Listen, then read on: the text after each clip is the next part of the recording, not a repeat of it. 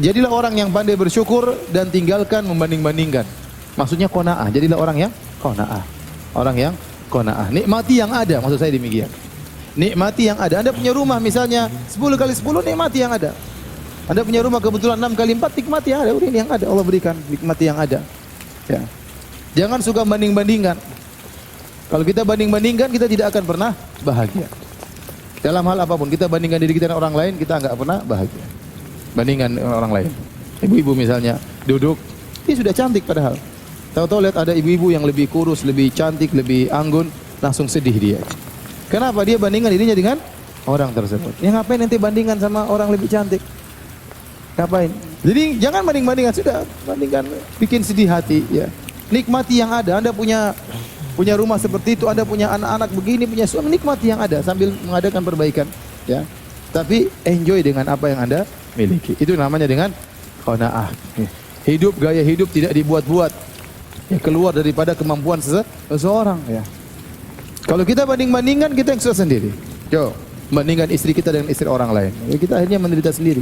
Lihat istri orang mungkin ada yang lebih cantik, ya, akhirnya istri kita tidak kita cintai. Akhirnya pulang-pulang kita marah-marah terus sama istri kita. Kenapa? Kita bandingkan istri kita dengan istri orang lain. Kita sendiri tidak bahagia. Bandingkan anak kita dengan anak orang lain. Anak orang yang lebih banyak hafal Qur'annya, anak orang lebih berhasil, anak kita kemampuannya segitu. Terus kita harus paksakan dia seperti anak orang lain. Jangan, antum sendiri. Sudah Allah kasih rezeki kita seperti ini. Sekarang anak kita yang kita paksa, yang kita marah-marah, yang kita omel-omelin ya. Padahal kita tahu kemampuannya terbatas.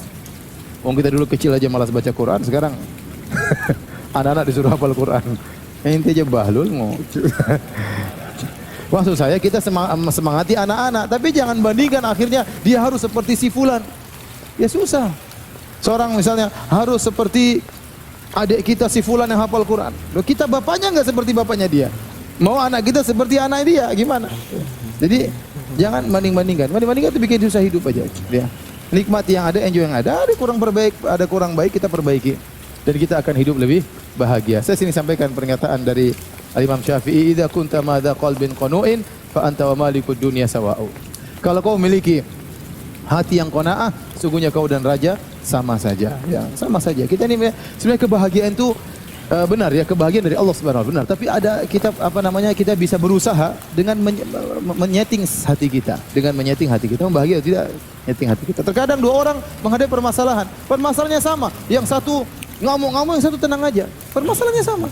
Contoh kita bicara tentang gempa atau musibah sama, tapi terkadang satu model masyarakat begini, satu model masyarakat begini. Beda.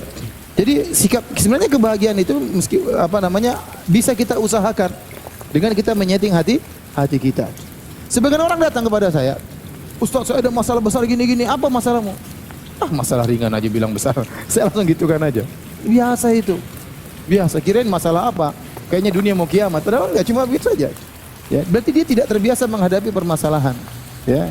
Jadi mau saya kita berusaha untuk qanaah. Ya akhi, belum tentu antum jadi orang yang antum lihat hidup mewah, belum tentu antum bahagia.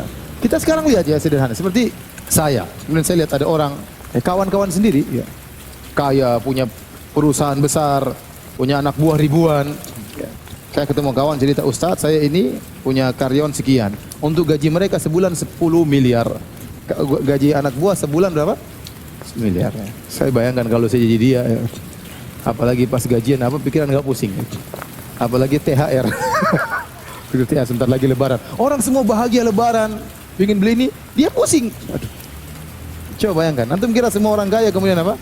Hidup bahagia? Belum tentu.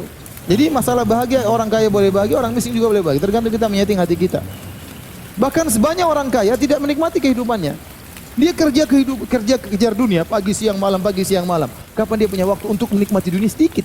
Setelah dia kumpulkan uang miliaran, cuma seminggu mungkin berapa menit, berapa jam, dia enjoy. Setelah itu dia kerja lagi keras. Sementara seorang pegawai mungkin kerja pagi, sore udah pulang, malam sudah bahagia, sudah enjoy hidupnya, ketemu anak-anaknya, ketemu istrinya, nggak ada orang telepon, nggak ada tagihan-tagihan masuk.